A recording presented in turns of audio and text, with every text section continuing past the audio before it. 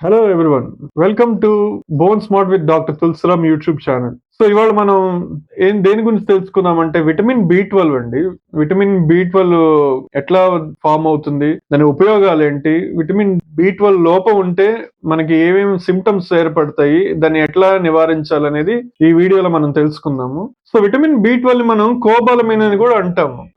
ఇది మనకి యూజువల్ గా రక్తంలో అందరికీ లభిస్తుంది. ఈ విటమిన్ B12 ఏంటంటే యూజువల్ గా మీట్ ప్రొడక్ట్స్ లో ఎక్కువ దొరుకుతుంది. ఫర్ ఎగ్జాంపుల్ రెడ్ మీట్ గానీ, పౌల్ట్రీస్ లో గానీ, ఎగ్ లో, ఫిష్ లో, షెల్ ఫిష్ లో అన్నిట్లో ఈ విటమిన్ B12 లభిస్తుంది. ఇది ప్లాంట్ ప్రొడక్ట్స్ లో తక్కువ ఉంటుంది. ఇప్పుడు ఈ విటమిన్ B12 మనకి బాడీలో ఉపయోగం ఏంటంటే ఇది రెడ్ బ్లడ్ సెల్స్ ని తయారు చేయడానికి ఉపయోగపడుతుంది. ఒకటి రెడ్ బ్లడ్ సెల్ ఫార్మేషన్, ఇంకోటి నర్వ్స్ మీద మైలిన్ షీత్ ఏర్పడడానికి కూడా ఇది ఉపయోగపడుతుంది. మూడోది DNA సింథసిస్ కి విటమిన్ B12 చాలా తోడ్పడుతుంది. DNA ఫార్మేషన్ కి, సింథసిస్ కి. ఇట్లా ఇది విటమిన్ B12 ఉపయోగాలు. ఇప్పుడు ఈ విటమిన్ B12 లోపిస్తే ఏమవుతుంది?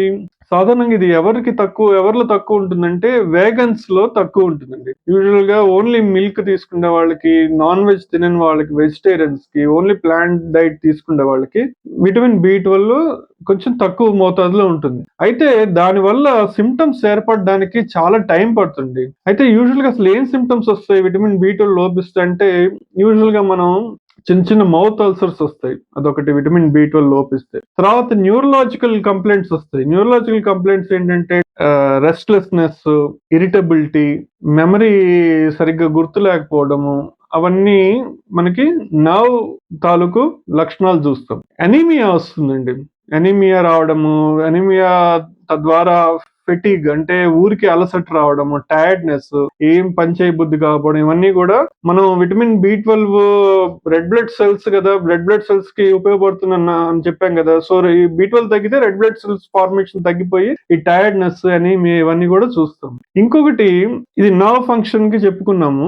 ఈ తర్వాత పోను ఏమవుతుందంటే నర్వ్స్ మనకి లాగేయడము, ఇక్కడ కాళ్ళల్లో, చేతుల్లో, అరికాళ్ళలో, అరిచేతుల్లో టింగ్లింగ్ సెన్సేషన్ అంటాము, ప్రికింగ్ సెన్సేషన్ అంటాము, మంటలు పుట్టడము, ఇవన్నీ కూడా మనకి B12 డెఫిషియన్సీ. అందుకే యూజువల్ చాలా మంది న్యూరాలజిస్టులు గానీ, ఆర్థోపెడిస్ట్ మేమైనా నరాలకు సంబంధించిన ప్రాబ్లం ఉన్నా, లేకపోతే నడుము నొప్పి, మెడ నొప్పి తాలూకు చేతికి గానీ, కాళ్ళకి జాలు నొప్పి వస్తున్నా కూడా ముందు B12 సప్లిమెంట్ లాగా రాస్తాం. సో ఇది న్యూరలాజికల్ డెఫిసిట్స్ కూడా దారి తీస్తుంది. సో ఇప్పుడు విటమిన్ B12 లోపిస్తే ఏమేమి ఇబ్బందులు వస్తాయి మనం చూసాం కదా. సో దీనివల్ల తర్వాత మనకి ఎట్లా దీన్ని నివారించాలి అనేది చూద్దాం. సో యూజువల్ గా వేగన్స్ లో ఇది లోపిస్తుందని చెప్పాం కాబట్టి వీళ్ళు ఏం తీసుకోవాలంటే ప్లాంట్ బేస్డ్ మిల్క్ తీసుకుంటే, అంటే soya milk, okay, vote milk, almond milk, ఇట్లాంటివి తీసుకుంటే కూడా వాళ్ళు విటమిన్ B12 కొంచెం పెరుగుతుంది.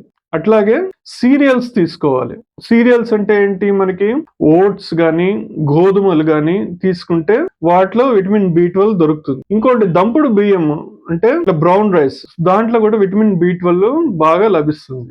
నట్స్ లో కూడా బాగా విటమిన్ B12 దొరుకుతుంది. ఫ్రూట్స్ లో కూడా అండి, పొమగ్రానైట్ లో ఉంటుంది విటమిన్ B12. ఓకే, ఇవి తీసుకోవడం వల్ల వెజిటేరియన్స్ కి B12 దొరికే అవకాశం ఉంది. అయినా కూడా మనకి తక్కువ ఉందని ఎట్లా తెలుస్తుంది? ఒకటి సిమ్టమ్స్, రెండోది బ్లడ్ టెస్ట్ చేయించుకోండి. Vitamin B12 serum B12 test చేయించుకుంటే మనకి ఈజీగా మనకి తక్కువ ఉందా, లేకపోతే మనకి కావాల్సినంత మోతాదులో మనకి రక్తంలో లేదా అనేది మనం అర్థం చేసుకోవచ్చు.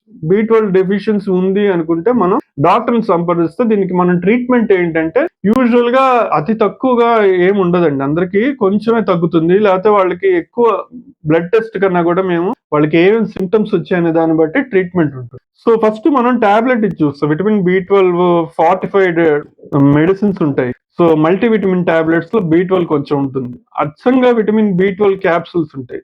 సో అవి డైలీ వేసుకోవచ్చు, లేకపోతే ఎవ్రీ 4 days కి, లేకపోతే ఎవ్రీ 6 days కి ఒక టాబ్లెట్ చొప్పున 1000 mcg క్యాప్సూల్స్ ఉంటాయి. లేదు ఎక్కువ బాగా డెఫిషియెంట్ గా ఉన్న వాళ్ళు యూజువల్ గా ఎవరికి తక్కువ ఉంటుందంటే ఎల్డర్లీ వాళ్ళకి ఒకటి తక్కువ ఉంటుందండి.